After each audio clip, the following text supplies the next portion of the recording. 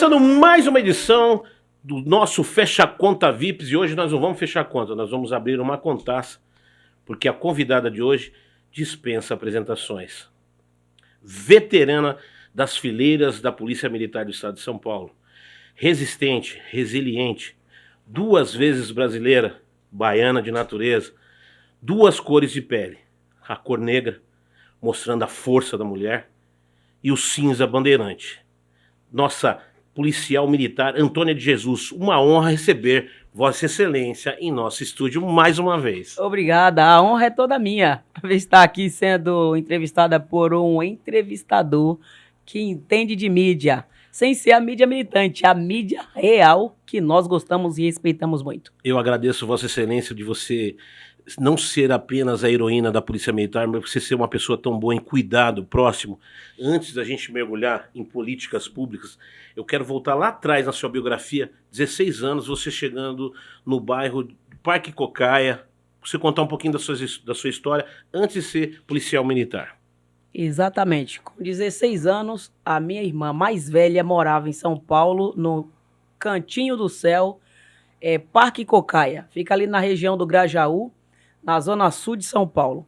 E com 2 crianças, dificuldade em estabelecer ali uma babá para cuidar dos meus filhos, para que ela pudesse trabalhar, a minha mãe autorizou, não sei como, mas a minha mãe autorizou, com 16 anos, eu fazer o deslocamento de Ubatã, Bahia, no ônibus, na aviação São Geraldo, e cheguei aqui no Tietê, em São Paulo, na rodoviária do Tietê, em São Paulo.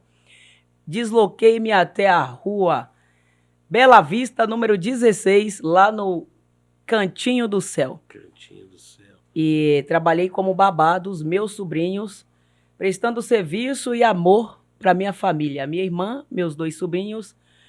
E não vou falar tão bem assim do meu cunhado, porque ele não merece o meu respeito.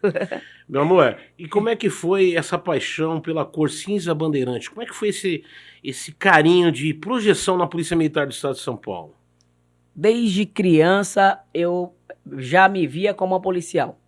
Apaixonada pelo uniforme da Polícia Militar, pela postura, enxergava no policial um herói.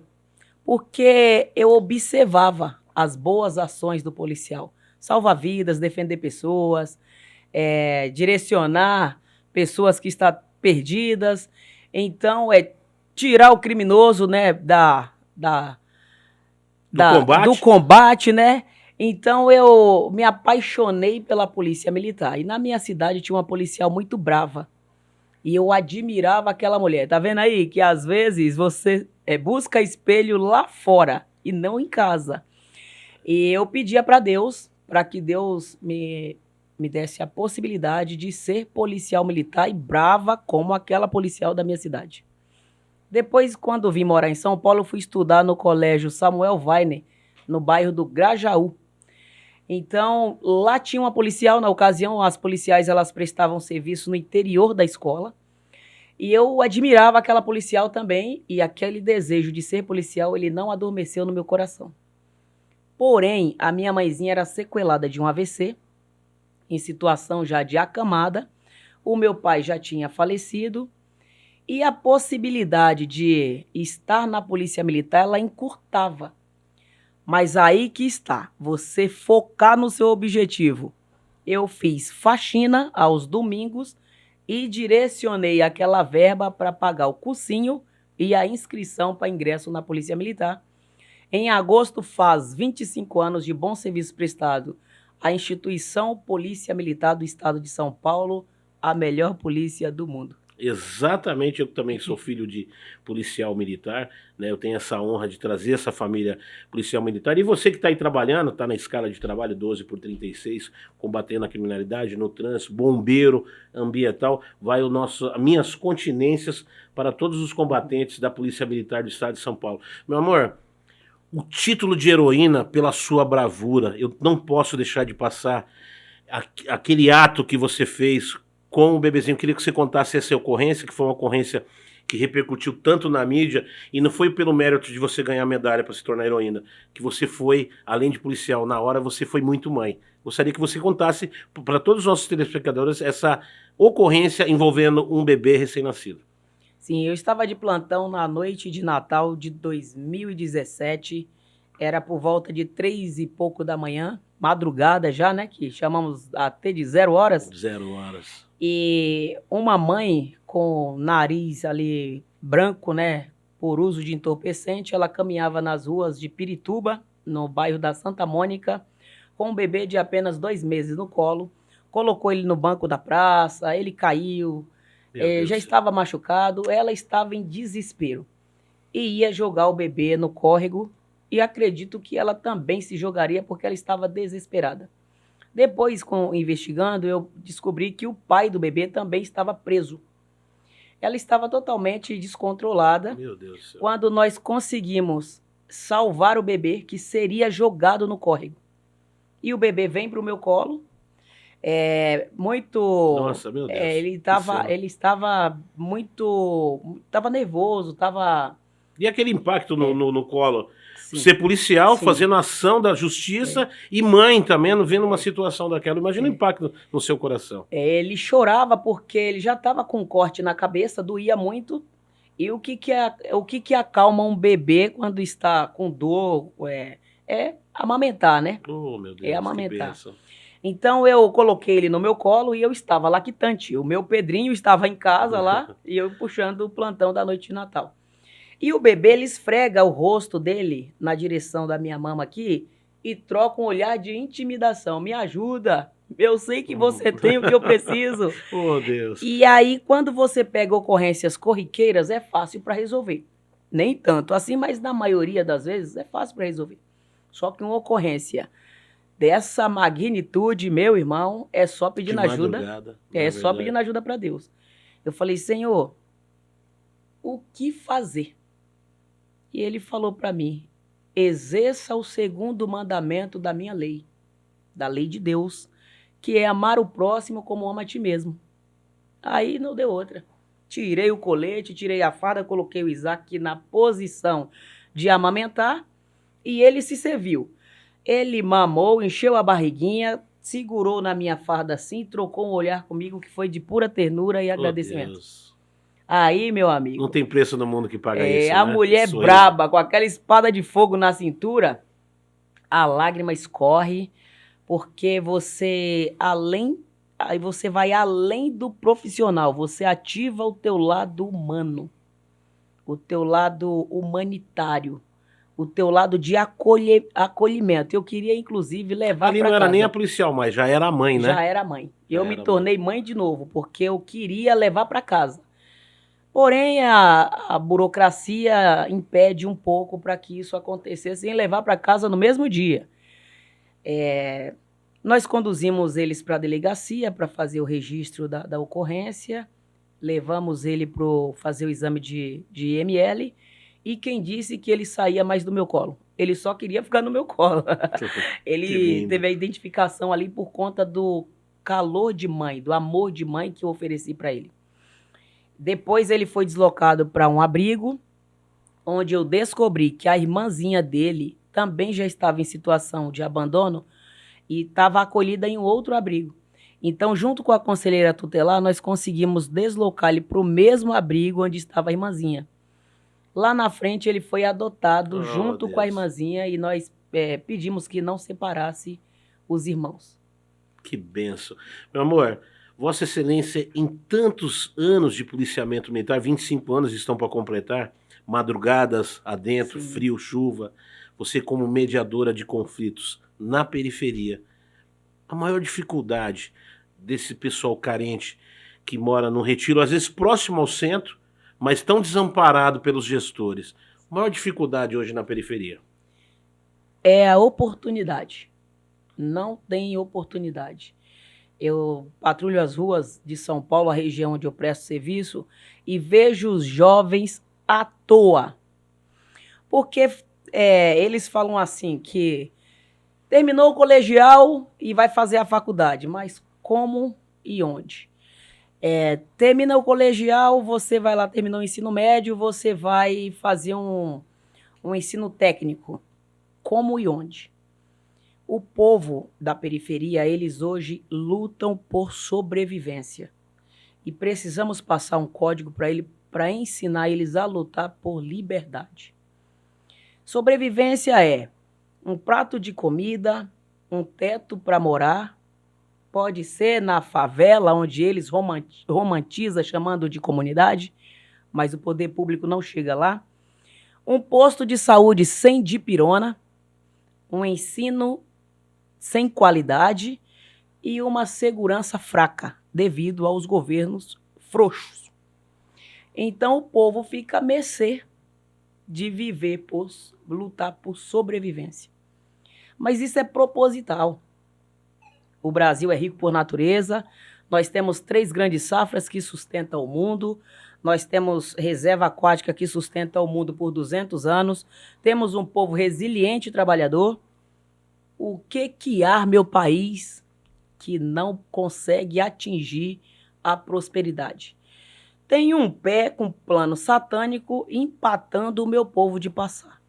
Porém, eu acredito que surgiu um homem chamado Jair Messias Bolsonaro, que hoje segura nas mãos o cajado de Moisés, que abriu o Mar Vermelho no passado e hoje ele toca o vermelho que atrapalha essa nação e com certeza irá direcionar o nosso povo por prometido de Deus, assim como fez Moisés, levando o povo do sofrimento, o povo hebreu, do sofrimento do Egito, próximo à terra prometida, e posterior Josué, que foi forte, foi corajoso, conduziu o povo até tocar a terra prometida de Deus. Ilustríssima. Como é ser a mulher que com quase 2 milhões de votos na vice-prefeitura, né, disputando a vice-prefeitura de São Paulo ao lado do candidato Pablo Marçal, se tornou o ícone e não deixar a esquerda assumir a prefeitura do estado de São Paulo? Como é que foi essa façanha? Como é que foi isso aí? Foi além do amor e da paixão? O que mais motivou? Como é que foi essa parceria Antônio de Jesus, Pablo Marçal? Kinge, eu falo para você do fundo do meu coração, foi lutar por justiça.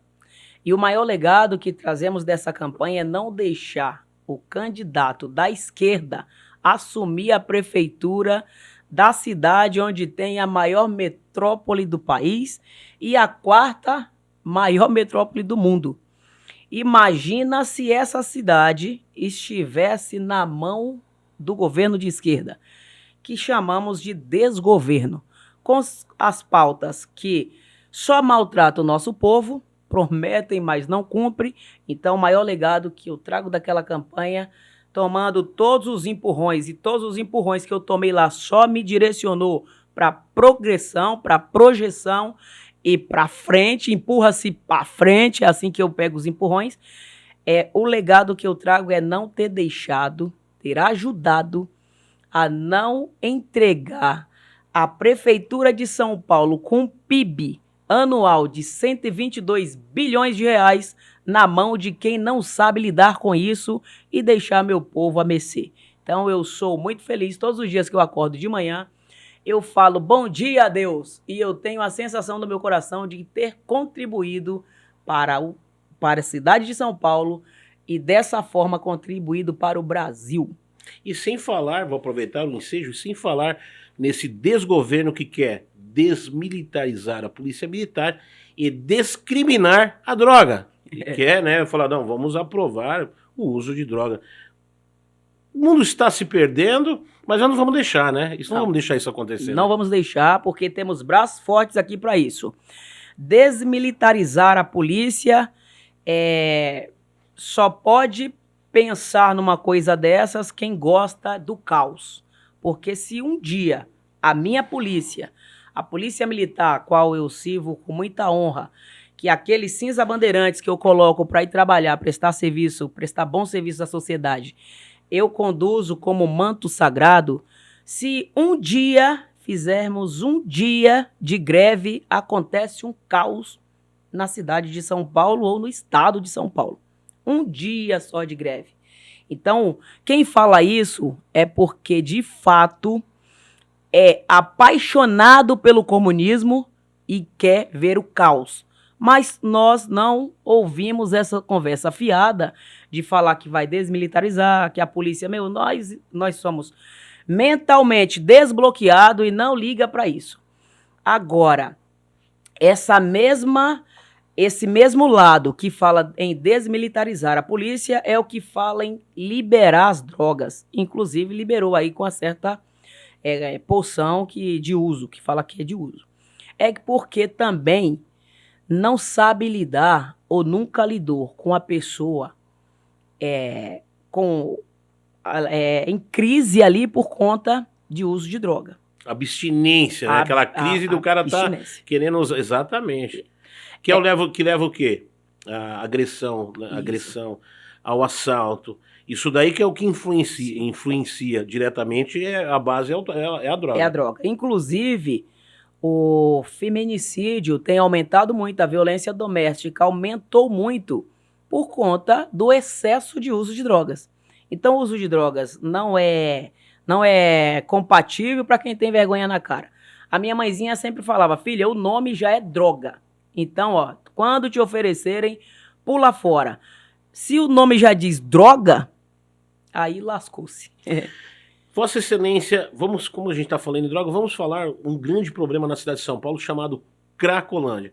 Entra gestor público, sai gestor, bate a sopra, né? A mídia acaba esquecendo, mas o problema ainda existe. Vamos falar um pouquinho de projeções, como a senhora veio da disputa da Prefeitura do Estado de São Paulo, e esse é a pedra no sapato de São Paulo chamado Cracolândia. A Cracolândia, ela centralizou naquela região central, mas hoje, andando pela cidade de São Paulo, aí nós observamos que tem várias minis Cracolândias aí afora. É por conta dessas pautas da esquerda mesmo, que libera a droga, que passa a mão na cabeça do traficante, que a polícia prende, mas a justiça solta, porque o legislador fez leis que dá essa autonomia para que ele, no dia seguinte, na audiência de custódia, é liberado. Exatamente. Tem os indultos, né?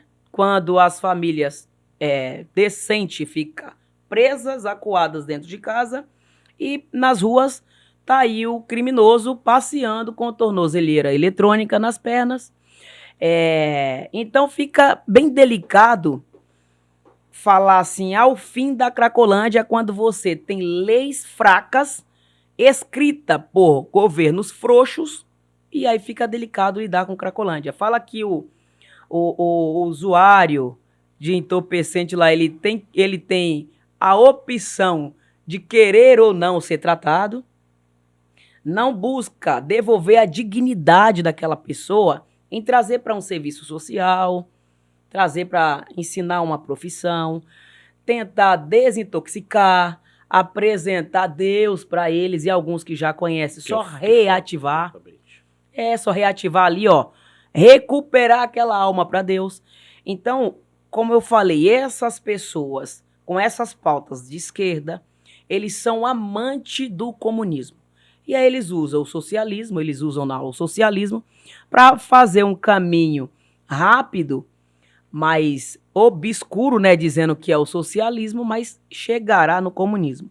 Só não vai chegar porque Deus levanta pessoas fortes que coloca a cara a tapa para ir lá e defender o povo brasileiro. Eu sou uma dessas, porque eu gosto de gente, eu acredito no ser humano. A melhor criação de Deus é o homem, é o ser humano, não tem outra opção. E o homem sábio, ele edifica tudo. O que está faltando para nós é ativar o botão daquilo que Salomão pediu para Deus em abundância, sabedoria. Eu já vou um pouco mais além.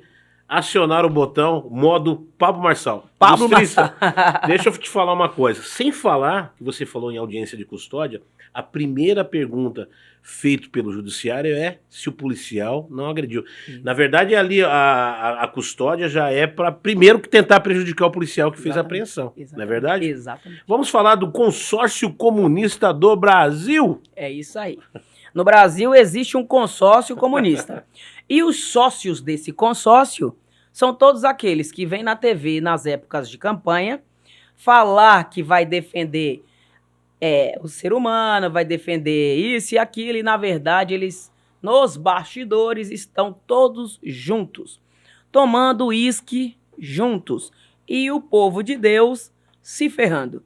Então a candidata do partido PCdoB faz parte do consórcio. O PT faz parte do consórcio. PSDB faz parte do consórcio, são sócios do consórcio. PCdoB, PCdoB, Partido Comunista do Brasil.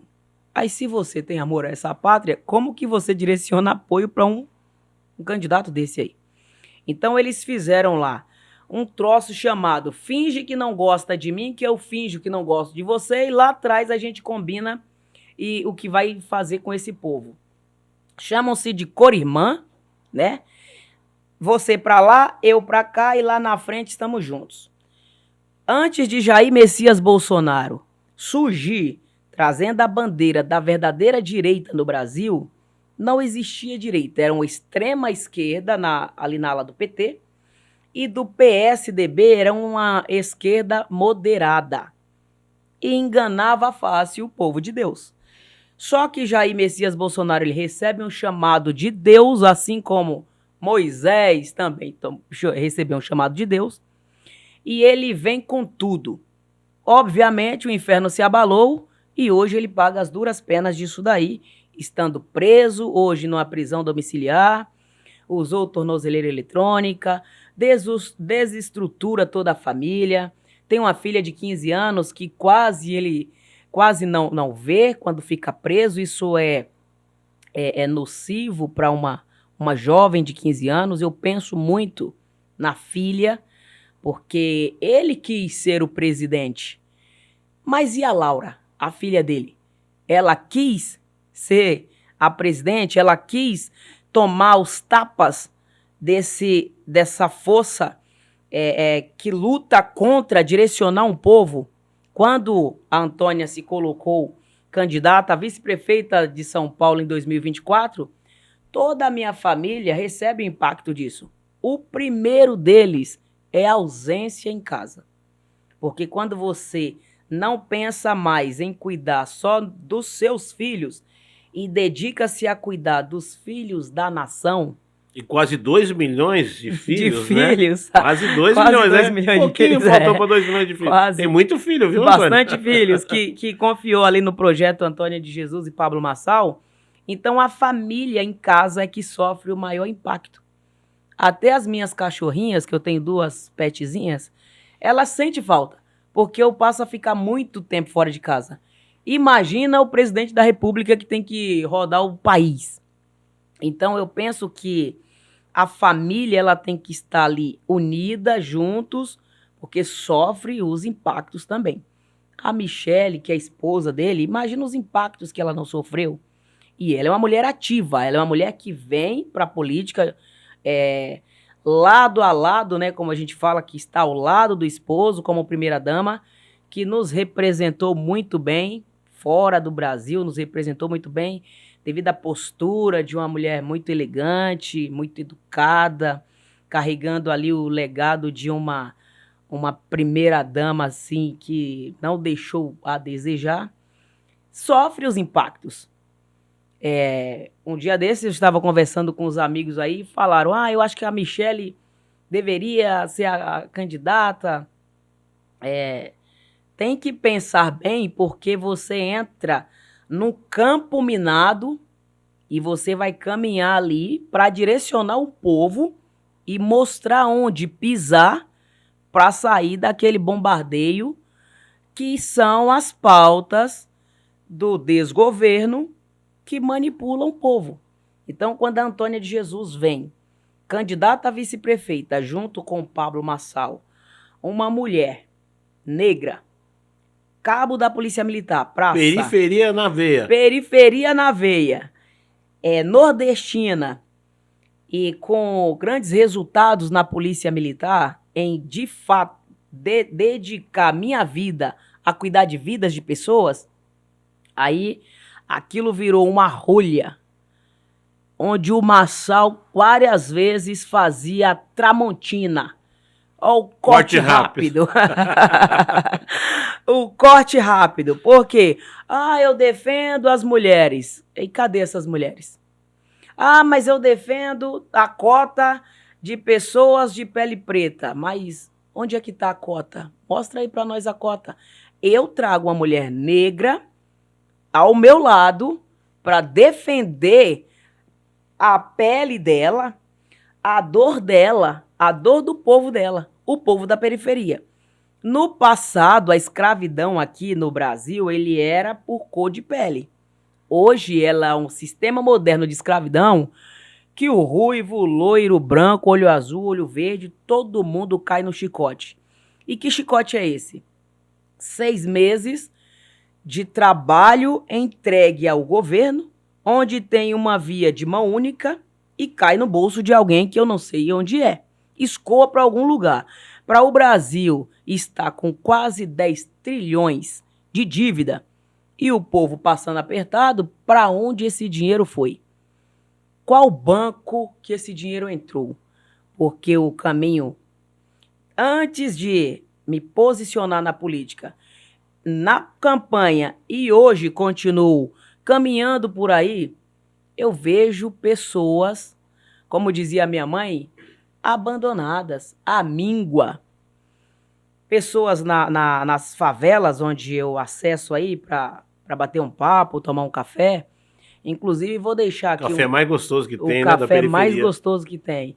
Inclusive, vou aproveitar para deixar um recado aqui aos pré-candidatos, né, que falam que vão defender o meu povo. Eu convido todos vocês, sem exceção, todos, para ir lá comigo no barraco na favela, fazer uma refeição. E saber que tem barraco lá que é mais limpo do que a casa dos senhores. Que lá não só tem ladrão, lá não só tem pessoas despreparadas. É de lá que saem os maiores craques dessa nação. Então, eu faço o convite aqui, encarecidamente. Me acompanhem em uma favela, que vocês chamam de comunidade, para fazer uma refeição no barraco, onde eu tenho feito desde criança. Nunca saí de lá, porque lá estão os meus amigos, as minhas irmãs na fé, as crianças que eu vou lá ensinar para ele o código de liberdade, não de sobrevivência, falar da identidade esportiva, porque o esporte ele molda caráter. É sobre isso. O convite fica lançado aí, não sendo de esquerda, as pessoas de direita aí, e que eu tenho percebido também alguns de esquerda travestido de direita, eu consigo identificar você, porque eu tenho olhar clínico sobre todas as coisas, tenho visão espiritual e também tenho tirocínio policial, devido mais de 20 anos lidando diretamente com o criminoso, quando ele acabou de cometer o crime, no calor da emoção, a vítima, quando ela acabou de sofrer o crime. Então, disso daí, torna-se um olhar clínico sobre todas as coisas e eu consigo te identificar. Travestido esquerda, travestido de direita. A camiseta vermelha está por baixo, como segunda pele, e veste uma verde e amarelo para tentar enganar o meu povo, mas eu consigo te identificar. Vale destacar que o comunismo é aquele pré-preparo para você incentivar a usar droga, porque ele precisa que a população dependa do governo. Essa é a verdadeira essência de Antônia de Jesus. Existem alguns chamegos nos bastidores de projeções para 2026. Estou vendo a senhora andando muito aí por São Paulo. Além do patrulhamento normal, eu sei que você está aí já 48 por 48 horas trabalhando. Existem projeções nos bastidores de uma futura representatividade na Alesp de São Paulo? Eu andei visitando aí alguns partidos políticos, me apaixonei pelo PL, pela estrutura do PL, e sou apaixonada pelo PL se for da vontade de Deus e o chamado vier de Deus, porque caminhar numa campanha política é tenso. Portanto, eu deixo aí no controle de Deus. Se Deus me chamar, eu já tenho uma paixão. E que Deus escute e torne isso uma forma de eleger a periferia. Não trazer aquele candidato do condomínio, né? Tem que ser aquele candidato da periferia, que conhece, que sabe que não tem um posto de saúde, sabe que não tem uma educação, né, de qualidade, sabe onde a violência predomina. É aí que é o diferencial. Exatamente. Meu amor, projeto no Congresso, tramitando, né, onde os candidatos policiais militares automaticamente devem entrar na reserva. Uma manobra, uma saída ou aquela tapa na cara para falar, não queremos que saiam policiais. Vamos falar um pouquinho disso daí, porque é uma pauta que esbarra, né, com a sua profissão. Congresso Nacional, projeto de lei onde o candidato policial militar automaticamente entra para a reserva. Exatamente, isso daí faz parte do sistema. E o sistema, ele é bruto, ele é rústico e ele é sistemático. Então, se o policial militar tiver menos de 10 anos de profissão, ele tem que pedir baixa. Se ele tiver no coração o desejo de ser candidato, ele tem que pedir baixa. Mais de 10 anos, eleito ou não, no dia seguinte da eleição, terminou o pleito. No dia seguinte, ele tem que se apresentar à Polícia Militar. Por quê? Porque o policial militar ele não pode ser filiado a nenhum partido. Então, 90 dias antes das eleições, ele descompatibiliza da função policial militar e fica agregado ao partido político. Eleito, ele retorna para a polícia, compatibiliza a função e assumiu o cargo político. No primeiro dia, a polícia ela já entra com aposentadoria automática. E aí ele segue aposentado apenas com os anos trabalhados. Se ele trabalhou 20 anos, ele recebe, de acordo com a folha de pagamento da profissão policial militar, 20 dias proporcional. E perde-se a patente Ele perde uma patente na qual, se ele completasse a carreira militar, ele recebe uma promoção de um cargo a mais na hora de aposentar. Quando ele entra no mundo político e ele é aposentado ali, ele aposenta só com os dias trabalhados, que é referente aos anos trabalhados, e perde essa promoção do cargo, de um outro cargo. Se ele é cabo, ele aposenta como cabo. Se ele é soldado, aposenta como soldado. Se é sargento, aposenta como sargento. Se na polícia ele concluísse todo a carreira militar, de 35 anos, então ele receberia um cargo a mais, que é uma promoção. Se fosse cabo na ativa, aposenta como terceiro sargento. No caso da senhora, se a senhora se projetasse nas eleições de 2026, no gabinete estaria deputado estadual, cabo Antônia de Jesus, correto? Exatamente. Muito bom. Vamos falar de um tema que o pessoal colocou em pauta eu acho que isso aí é para valorizar passe e valorizar voto, que é o quê? Violência doméstica. Desde a época, eu sou filho de negros, você é negra, a violência doméstica desde a senzala, já começou lá atrás o negócio e hoje, né, colocamos isso em pauta, fizemos uma faculdade, tornamos essa coisa um negócio bonito, onde todo mundo quer falar, mas não carrega a bandeira. Queria que você começasse a falar sobre violência doméstica, primeiramente, como mulher. Depois nós vamos falar como policial militar e depois como legisladora. Tá ótimo. Como mulher, eu peço aos homens agressores que parem de agredir e matar as nossas mulheres. Porque escolhe uma moça para chamar de meu amor, estou namorando com uma gata, no decorrer do tempo, o príncipe às vezes vira um sapo, ou às vezes aquela pessoa que já tinha aquele toque de agressividade e a gata acha que ele, né, a mulher acha que ele vai mudar. Ao contrário, ele vai potencializar aquilo ali e vai piorar. E algumas vezes, infelizmente, tem entregado essas lindas moças que tornaram-se esposas, entregado para a família no caixão, para fazer o velório. Isso é um caos. Isso daí é um absurdo. Eu fico muito mal com essa situação. E assim, as mulheres, vou mandar um recado para você, mulher. Se valoriza. Se não te respeita e nunca vai direto à agressão física. Sempre começa com a agressão psicológica, aquela agressão financeira, aquele, não quero que você faça isso. Eu que te sustento. Eu que te sustento. Você depende de mim. Você vai morar onde? Se você sair daqui, ninguém te quer. E aí vai trazendo uma morte já para aquela mulher, uma morte de uma depressão. Vai matando aos poucos e diz que chama de meu amor. Aí depois chega no finalmente que é a agressão física e o caos é o feminicídio. Alguns falam, se não for minha, não vai ser mais de ninguém. Isso é um absurdo, ninguém é de ninguém e todo mundo é de todo mundo.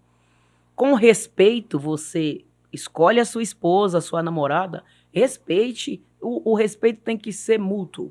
De ambas as partes, tem que ser muito posicionado. Como mulher, eu sou totalmente contra a violência doméstica. Isso é um absurdo. Não dá para comparar a força de uma mulher com a força de um homem. É ridículo isso daí, né? Nossa, exatamente. Dá até a massa muscular, né? Dá até ranço. Por que, né? Agora, a gente aproveitando esse embate, por que não tentam agredir uma Antônia de Jesus que tem uma espada de fogo? Isso, não é verdade? Eu já chamei alguns, venham me agredir, vem aqui pra cima. Primeiro que eu luto capoeira, né? Vou chamar de capoeira. Já vai rabo de arraia e toma. Já vou jogar na capoeira. Vou fazer igual o Anderson Silva. Vou dar-lhe uma voadora. E depois que tem uma espada de fogo na cintura. É por isso que eu sou a favor das mulheres irem pros estandes aí aprender a atirar. Sou muito a favor disso. Defesa pessoal, correto. Pessoal. E fazer defesa pessoal também. Que é uma coisa que a esquerda também não quer que o cidadão de bem se arme, não é verdade? Não quer. Não Isso quer. é uma coisa, que a gente tem um patrocinador que é Despachante Belli, está tendo a grande dificuldade que todos os projetos de lei justamente é contra, né, a pessoa de bem. Sim, sim. Eles querem nos acuar. Eles querem nos amarrar, querem colocar algema nos nossos braços. Eu oriento a todas as mulheres fazer defesa pessoal. Isso daí é bom demais. Só de pensar que vai dar um tapa e vai tomar um soco, o cara já pensa duas vezes. Ô, meu amor, de manhã, de tarde, dá um tapa no rosto de uma mulher linda que a mãe tratava com um beijinho, e tomar um box no meio da lata, aí ele pensa duas vezes em agredir a mulher. Aquela princesa linda também sabe dar soco. Aquela princesa linda também sabe se defender. Então vá fazer aula de defesa pessoal. Não é para agredir ninguém, sou totalmente contra a agressão. Mas como também não é para apanhar. Também não é para apanhar. Como a minha mãe falou, se alguém tocar no fio duro do seu cabelo, arregaça.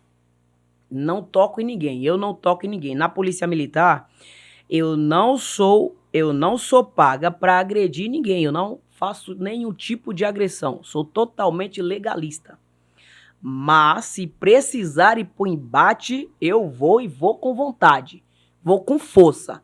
É poucas ideias. Como diz o povo aí, o papo é centralizado. Quando a senhora ingressou na carreira policial militar, nós tínhamos, né, o policiamento militar feminino, os batalhões eram separados. Separados. Mulheres. Como é que houve essa transformação? O que que motivou, né? Eu falar, não, todo mundo é policial militar, tem só o batalhão de mulher, agora misturar todo mundo. Sim, houve a necessidade de trazer as mulheres dos batalhões femininos para compor os batalhões masculinos, porque algumas mulheres começaram a cometer crimes graves. E as mulheres, e quando ia fazer busca, os homens não tinham uma policial feminina para fazer a busca na mulher abordada, na mulher que acabou de cometer um crime, e ficava aquela situação vexatória, e os advogados, os juízes, as leis aí que falam, não pode, mas aí, mas ela pode dar um tiro no policial, ela pode matar um inocente. Então, houve essa composição em trazer o feminino para trabalhar junto com o masculino. Mudou ali um pouco da cabeça das mentes pensantes que achar que mulher não é capaz. Somos capazes, sim, e já provamos que somos. Então, fizeram uma junção do policiamento masculino com feminino, que foi muito bom, tem dado muito resultado. E tem muitas mulheres aí que tá dando chapéu e muitos homens, aqueles que se acham os bambambam. Parabéns a você, mulheres posicionadas. Principalmente os machistas, né, que não querem ter uma mulher ao comando. A gente estava falando, eu só mudei, só fiz essa extensão, mas eu queria voltar nesse tema que é muito importante, que é o da violência doméstica. Hoje, você como policial militar atendeu várias ocorrências de violência doméstica. O início, quando que a mulher tem que ligar o radar e falar, opa, tem alguma coisa. Como é que ela tem que dar esse estalo? Tudo bem que ela vai falar, não, eu tenho filho, tudo mais, mas assim, quando que ela tem que começar a olhar e falar, ó, nosso relacionamento tá tendo um caminho diferente? É só ela para perceber isso daí, porque ela vê que o esposo dela começou a ficar agressivo. Discussão. Às vezes nem põe a mão, mas a só forma de falar, né, já é uma agressão. É, né? Uma agressão. Existe a agressão verbal, a psicológica, a financeira e depois parte para a física. Então ela vai perceber quando o esposo dela, o príncipe, virou o sapo. Porque quando o príncipe vira o sapo, ela percebe na hora. O meu esposo não era assim. Ele está me tratando desse jeito por quê? Tem algo por trás daquele tipo de comportamento. Ou ele está fazendo excesso de uso de álcool, ou uso de drogas, ou está achando que é dono do mundo. Tá, às vezes, a maior parcela de brigas no casamento é por condição financeira. Porque assim, aquele amor lindo que entrou pela porta, se faltar condições financeiras dentro de casa, pula a janela e vai embora. Pula a janela e vai embora, porque não dá para viver no apertado e sendo apertada ainda, né? Aí a mulher ela percebe que o esposo dela mudou o comportamento. E mudou completamente. Então, passa a observar e já pede ajuda. Tem a mãe, tem a irmã, tem a prima, tem a policial. E não tenha vergonha de pedir. Tem o padre, tem o pastor. Pede ajuda. Pede ajuda para alguém, porque aquilo ali só vai potencializar e pode terminar em um velório. Eu atendi várias ocorrências de violência doméstica, desde a agressão física, a agressão psicológica e até o feminicídio. Teve uma ocorrência que me marcou muito, onde conseguimos prender o criminoso. Eu fui observar os sinais vitais da vítima, que estava no chão, a casa estava lavada de sangue, e ele muito frio. E o cachorrinho estava com mais unção humana do que o próprio humano. Meu Deus. Porque o cachorrinho... Ficou preservando ela ali, né? O pet ficou preservando ela, lambia ela e não queria permitir que nós observássemos os sinais vitais dela. O cachorrinho estava com mais unção humana do que o próprio esposo criminoso que tirou a vida daquela mulher. e fizemos ali os primeiros socorros, observamos sinais vitais, mas ela já estava em óbito. E aí chega a família. Meu amigo, é tenso, porque não pode entrar, mas a mãe, a filha, o pai, ele quer ver a filha dele. E na cabeça deles ainda tem chance de vida, mas não tem mais. Ela já está em óbito. Isso é horrível. Tem que ter muita estrutura, como a Antônia de Jesus, que tem que ter muita força. Garra, tem que ter elevar o meu espírito a Deus e falar, Senhor, no dia seguinte eu preciso colocar a farda e voltar para trabalhar de novo. Conduza-me. Conduza-me, Senhor, porque não tem como você terminar aquele plantão e ir para casa e achar que foi tudo normal. Não é normal. Só quem sente na pele é quem sabe o que era a dor das pessoas. Aí sente de verdade. É fácil pessoas ir num programa de televisão ou em algum lugar e falar, ai, o feminicídio é assim, tá demais, tá não sei o que lá. Meu, acompanhe uma ocorrência. Faça um documento ao Ministério Público e peça para você acompanhar uma ocorrência deste tipo, onde o pet da casa tinha mais unção humana do que o próprio humano que tirou a vida da pessoa que ele jurou o amor eterno. Vá lá, acompanhe a ocorrência. Deixe que o sangue daquela mulher toque ao seu terno, como toca nossas fardas. Que eu chego em casa, eu tenho que tirar a farda, colocar direto na máquina com lisoforme para lavar, porque eu não posso entrar na minha casa daquele jeito. Tem um banheiro lá, eu tomo meu banho lá fora, já lavo a minha bota. Deixar todas as coisas ruins, tudo, né, lá. Do lado de fora. A gente pode trazer dentro de casa, né? E aí eu chego em casa e o meu filho de 10 anos, o Pedro, fala assim, mamãe, eu achei a figurinha do Neymar do álbum da Copa. E eu tenho que dar um sorriso pro meu filho. Mas o meu coração tá pingando sangue.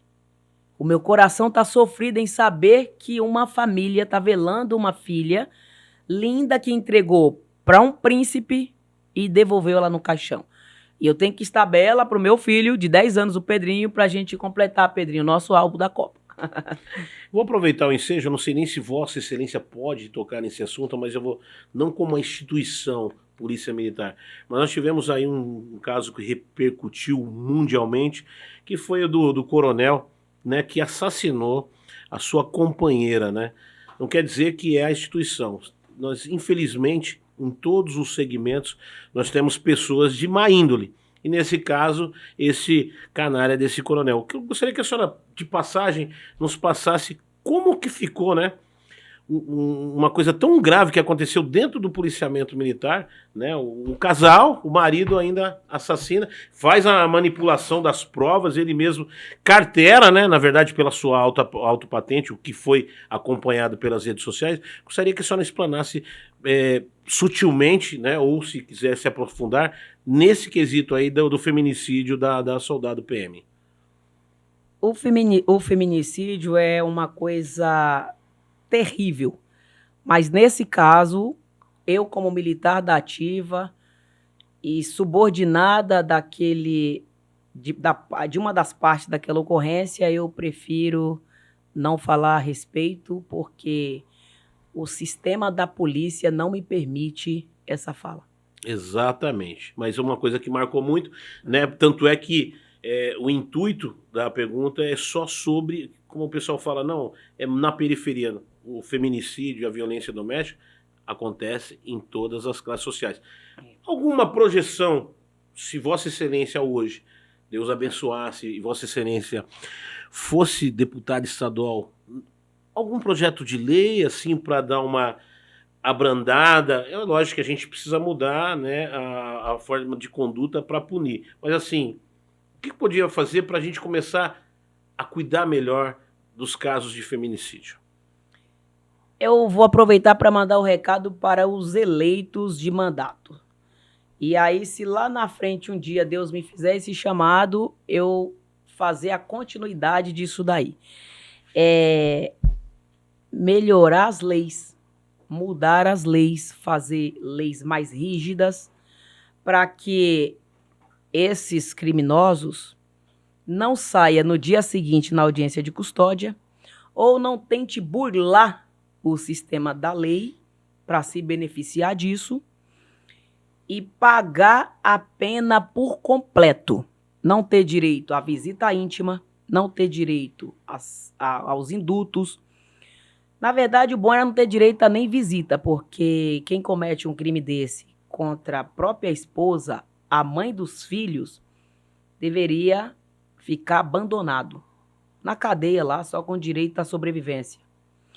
Então, eu acredito que o ideal, o funcional para isso, são leis mais rígidas. Tem que ter leis mais rígidas, não tem outra solução. A maior tristeza na sua vida, Antônia de Jesus, por toda a sua vida, qual que foi o momento que você se sentiu baixa, se sentiu triste? Não se sentir baixa, né, no modo de falar, mas sim que te cortou o coração. Foi vir enterrar minha mãe. Foi o dia mais triste da minha vida. Foi quando eu velei a minha mãezinha em fevereiro de 2015. Inclusive, ela está enterrada aqui, próximo aqui. Esse dia foi o dia mais triste da minha vida. E naquele dia ali eu fiz uma opção em não tomar mais anticoncepcional. Coloquei a caixinha do meu remédio dentro do caixão da minha mãezinha.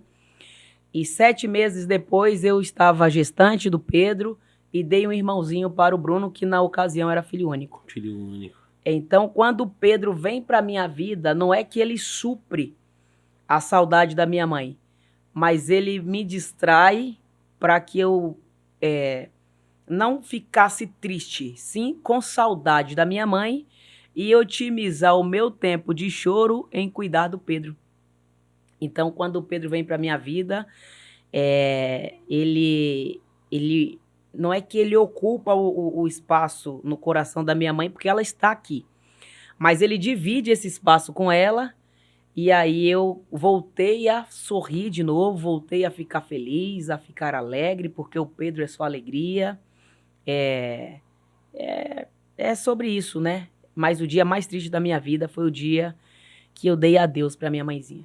E o dia mais feliz da sua vida? Que foi aquele dia que sobressaiu de todos os dias que você está, né, andando pelo terreno, noite, dia, viatura, campanha política, que como foi aquela loucura, e você, naquela época, uma pessoa boa, pura de coração, entra nesse mundo político e vê as pessoas achando defeitos em você para te agredir, né, pelo seu parceiro político, que na época era o Pablo Marçal, e você se fala, poxa, o ser humano é capaz disso? A maior alegria da sua vida? Eu tenho muita experiência com Deus, né? Muita experiência com Deus. Mas os dias mais felizes da minha vida foi quando eu ouvi o coração do meu bebê batendo dentro da minha barriga. Esse foi o dia mais feliz da minha vida, quando eu fiz a ultrassom e eu ouvi o barulho do coração do meu filho. E aquele barulho eu tenso, né? Tum, tum, tum, tum, tum. Eu falei, nossa. Então esse foi o dia mais feliz da minha vida, quando eu vi o coração do meu filho batendo ali através do sistema de tecnologia da ultrassom na minha barriga. Você sabe que eu te admiro muito, porque eu fui apresentado por você. Eu quero até mandar um abraço para o nosso eterno deputado estadual, o Márcio Camargo, que tornou possível de eu fazer esse elo com essa pessoa tão maravilhosa. Eu te admiro por 2 coisas que eu trago no berço. Por você ser negra, porque minha mãe é negra, e por você ser policial militar, porque eu sou filho de policial militar. Então eu tenho uma honra, um prazer tão grande em falar com você, que você tem um semblante de uma pessoa boa. A gente sabe, quando a gente olha para o candidato, a gente deposita aqueles votos e fala, pô, mas esse cara é bom de lábia. E a gente vê em você uma esperança para a população. Obrigado. A gente vê um direcionamento. A gente sabe que é difícil, né? É difícil, não é fácil você se projetar. Como que você é mãe, é policial militar, é a dona de casa que cozinha, e é político? Como é que é ser multimulher? É assim, a mulher, ela é capaz É muita mulher numa mulher só, né? Ela é capaz de muita coisa, né? Eu sempre falo que Deus, ele criou todas as coisas e deixou a mulher para fazer quando ele já estava craque, né? A mulher foi a última criação de Deus. E nós temos aquele sexto sentido, né? Temos a sensibilidade, o discernimento de lidar com coisas. Então eu consigo acordar, limpar minha casa, levar meu filho para a escola, fazer a refeição de casa. Eu consigo colocar roupa no varal, a máquina que me ajuda bastante. Oh, glória a Deus que existe a máquina. E o comunismo não gosta disso, não né? Gosta disso. É o capitalismo pro bem da mãe, do pai, isso, e o comunista não gosta disso, não né? Gosta, ele Tecnologia, gosta né? E eu consigo dirigir o meu carro, consigo colocar a farda e ir lá trabalhar 12 horas em prestação de bom serviço à sociedade. Depois, no dia seguinte, eu consigo levar meu filho ao médico, conseguir fazer a campanha junto com o Pablo. Voltei para casa com alguns quilos a menos, né? Não recuperei mais os meus quilinhos. Consigo fazer conexões com pessoas. Eu falo hoje com pessoas que são donos de patrimônios que se chamam de bilionários. Converso com milionários, converso com pessoas de baixa renda, converso com morador de rua e trato todos iguais, porque todos são filhos do mesmo Criador. E como diz a Bíblia, né? Onde estiver uma mais pessoa, lá você estará. Lá. Antes de eu te passar suas considerações finais, eu quero agradecer do fundo do meu coração e te fazer um convite. Se houver essa possibilidade de projeções para a Lespe do Estado de São Paulo, eu quero trazer Vossa Excelência aqui como candidata. Se acontecer isso, eu quero ter a primeira oportunidade de entrar para a gente falar de projeto de lei, para a gente inclusive falar dos números, né? Se acontecer isso, quero já te fazer o convite, deixar as portas da Rede TV Nova Digital abertas para você, né? E que você continue firme nessa missão. Eu sei que não é fácil levantar. Você está no plantão noturno? Eu tô de dia agora. Levantar e trabalhar, depois chegar em casa, ainda fazer os afazeres, ainda pensar, né, nos 2 milhões, quase 2 milhões de filhos que você deixou, né, que foi a expressão das urnas. Isso mostra o quanto, não foi só o Pablo Marçal que ganhou esses votos, isso mostra o quanto você também é importante na vida da periferia, da favela, do rico, fazendo a segurança dele, da minha mãe, do meu pai, dos seus filhos, da professora da escola, o quanto é importante Vossa Excelência em nossas vidas. Suas considerações finais, e agradeço do fundo do meu coração, uma honra receber Obrigado. Vossa Excelência aqui, minhas continências para você. Obrigada. Eu que agradeço, né, a minha melhor continência do dia para você, Kinji, que tornou-se um amigo, né, além de um entrevistador que traz assim uma entrevista leve. É bom demais falar com quem já entende do assunto. Obrigado. Você não tem que ficar explicando, fazendo aquele rodeio todo para chegar no resultado. É o reflexo do seu brilho, tá? Isso, obrigada. Você já é uma pessoa que é bem posicionada também. Se Deus tocar o meu coração para estar aí seguindo o Novo Pleito, obrigada pelo convite. Quero mandar um abraço pro deputado Márcio Camargo, que foi ele que fez essa conexão entre nós dois. Maravilhosa, agradeço também. Quero mandar um abraço para toda a minha equipe, né, as pessoas que acreditam no projeto Antônia de Jesus. Quero mandar um abraço aos filhos adotados da Antônia, que é quase 2 milhões de paulistanos, e aos paulistas, aos nordestinos que vivem aqui, aos mineiros que vivem em São Paulo, e alguns que estavam em outro estado e queriam transferir o título para votar na Antônia de Jesus e no Pablo Marçal. Quero mandar um abraço assim, um abraço bem caloroso pro veterano, seu pai, que é meu irmão de farda. Seu José. Seu José, que tá firme e forte aí. Firme e forte. Tá na luta, né? Porque vai desgastando as pecinhas também, mas já vai completar 91 anos de idade. Entrou pra reserva em 1983, no 16º Batalhão. Em 83, eu tinha 3 anos de idade. E graças ao legado deixado pelo senhor José, meu amigo, meu irmão de farda veterano, que hoje nós temos a melhor polícia do mundo e a minha obrigação é dar continuidade a esse serviço. E aos recrutas que quando eu passar esse bastão, faça isso com qualidade também, que assim eu espero. Obrigado a todo o efetivo da Polícia Militar pelo bom serviço prestado à sociedade paulista. E mandar um abraço e um beijo para os meus filhos, para o meu esposo, para o Pablo Massal, a família dele, a Carol, os filhos dele. Mandar um abraço também para o Jair Messias Bolsonaro, que está em prisão domiciliar. Mas falar para o senhor que o Brasil te ama. O senhor acordou o Brasil, estamos juntos.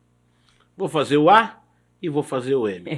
E você, né, que permaneceu na live 1 minuto, 30 segundos ou a live toda, trazendo essa energia positiva com essa ilustre convidada que dispensa apresentações, mulher de verdade, mulher negra, cor de mulher de verdade, cinza bandeirante, representando, sabe o que é a segurança minha, do seu pai, da sua mãe, nas escolas, a mediadora de conflitos, a que leva no seu coração a mãe e leva Deus também para próximo de você.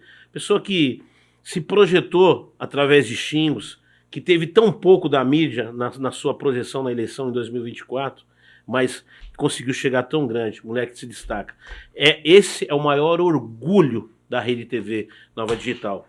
Pessoas que transformam, que a Rede TV Nova Digital, nós estamos aqui para conectar pessoas. E você que almeja um cargo, ser vereadora, ser vice-prefeita da cidade de São Paulo, você precisa ter 2 milhões, né, aproximadamente, de amores, de projetos.